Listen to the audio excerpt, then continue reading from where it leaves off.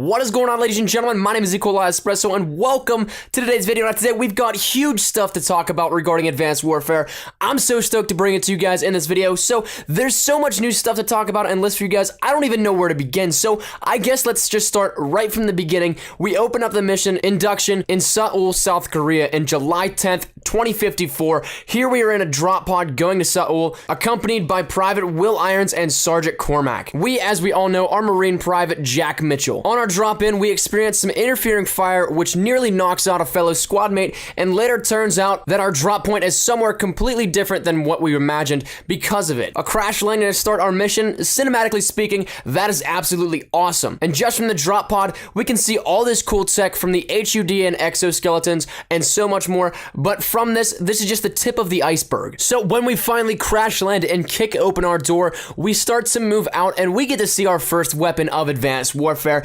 This weapon is the IMR, the Integrated Munitions Rifle, also known as the 3D printing rifle that we were teased a little earlier in the month. And now another thing that you'll immediately see is the ammo counter and grenade counter that are part of your exosuit. They use augmented reality to display the info for you guys. So already right off the bat, we get to see a ton of changes to the Call of Duty franchise and what we knew as Call of Duty in general, but it looks absolutely awesome. But let's keep pushing forward because, like I said, this is just the tip of the iceberg. Ready for boost jumps? That's what we can see next. Not only can you upward jump, you can break your fall with the boost jump, something that is so simple in theory, but I never even thought to consider. Now, when we finally get onto the streets of Seoul, we get a look at our drop pods from the outside, and get ready for they're copying Titanfall comments because I'm sure those will be coming shortly. But along with that, we see a war-torn cityscape, and before we go into the cutscene of the interest in time, we get our first look at two things, one of which being the armored tank, which looks really awesome. It's got a spider-esque mechanism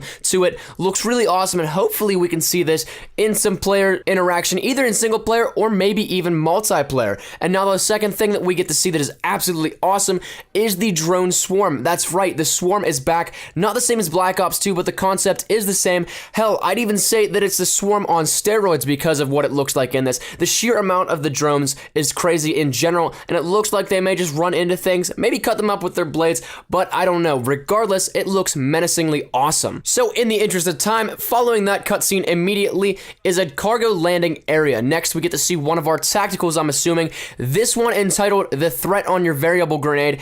It will scan the area and outline enemies behind cover and in the open. An awesome piece of tech that showcases just how advanced it will be, but I'm not even going to go into what the integration into multiplayer will be like because that'll spark so many debates, but regardless, it looks absolutely awesome. The next tech we get to see is our energy gun. We haven't seen this before, and it certainly doesn't fail to impress. Almost seemingly like a sonic gun, using sound waves to knock back enemies, similar to the thunder gun in Zombies if you've played Black Ops, so I'm really looking forward to see how that one will turn out. As well, there is a lower ammo counter on it, so I'm assuming that this will be a more exclusive weapon rather than something that is commonplace in the game, which is good for all you Call of Duty fans because of the chance of it being overpowered. But then again, shotguns have a lower ammo capacity as well, so maybe we get to see some futuristic shotgun versions with this. Our next mechanic in movement is showcased by the sidestep mechanism, similar to the Titan movement in dodging side to side. It looks like that. The bursts of air from the jetpack allow players to quickly evade fire or other players,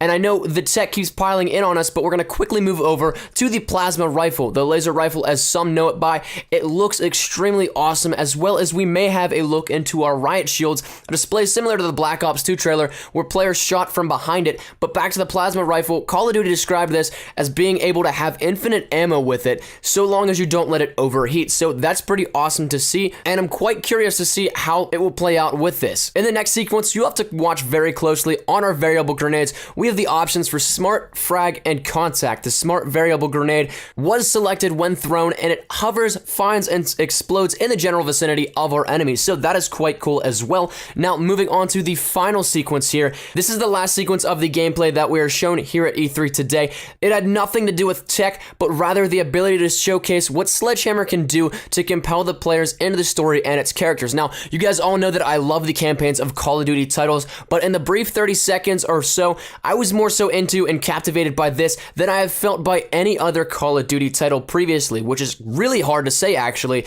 just because of how great some titles and campaigns were, but I am unbelievably looking forward to this campaign. The sequence that was following was Mitchell and his squad mate going to plant C4 on a dropship taking off. Our unnamed squad mate, presumably Private Irons, gets his arm stuck in the pod doors, and in the ensuing attempts to get his arm free, they are useless, and Mitchell is forced to jump off and watch his comrade go up in flames with the aircraft after the explosion. Now, Mitchell falls and is then hit with debris from the aircraft, and in the following seconds, who I assume is Sergeant Cormac, assures him that everything will be alright, and we're dragged from the debris to end the gameplay, where we see our severed arm lying there. So all in all, I am 100% extremely stoked for this game now. I was already on the hype train tremendously before because anything's better than Ghost, really, and I just wanted to get out of that. But now, after seeing the campaign and some of the stuff we'll be seeing every day in the game, it looks absolutely awesome. Give me November now. Let me know what you guys think down in the comment section down below. That's been my time, ladies and gentlemen. If you did like the video, please leave a like rating down below. Any shares to your Facebook, Twitter, and or MySpace if you're OG like that are always greatly appreciated. If you're new here, be sure to subscribe to the best of Call of Duty Advanced Warfare content. Any new news and information, you guys know exactly where to find it right here up on my channel, so stay tuned for that. Thank you guys once again so much for watching. Mine has been Nikolai Espresso. I shall see you guys tomorrow. Take care and peace. Surprise, motherfucker.